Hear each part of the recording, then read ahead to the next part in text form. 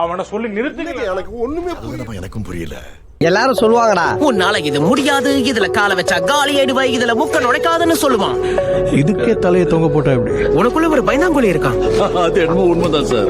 ஆரம்பத்துல அப்படிதான் இருக்கும். சோ இப்ப நம்ம என்ன பண்ணணும்னா ரொம்ப சிம்பிள். எதை பத்தியும் யோசிக்காம கெத்தா நின்னு உங்களுக்குள்ள இருக்கிற திறமையை எடுத்து விடுங்க.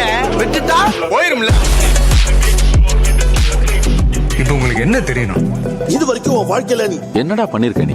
அப்படி கேளு சாமியா. நான் இங்க என்ன பண்றேன்னு எனக்கு புரியல. இங்க எல்லாரும் எதுலயாவது ஸ்பெஷலிஸ்டா இருக்காங்க. நான் அப்படியா? வெறும் கனவு காண்றதோட சரி. இது வரைக்கும் எதுவுமே பண்ணதில்ல. தலையெழுத்து. ஒன்னு சொல்றேன் ரவிண்ணா, வாழ்க்கையில ஒரே ஒரு தத்துவம் தான், விடாமுயற்சி விஸ்வரூப வெற்றி. அதனால நம்மளால முடியும் நாம நம்புற வரைக்கும் நமக்கு தோல்வியே கிடையாது. ஜெயிக்கிற வரைக்கும் முயற்சி பண்ணிட்டே இருக்கணும்பா. ட்ரை பண்ணா ராக்கெட் விடுறது கூட ஈஸி தான். இது கரையே இல்ல காட்டாரே.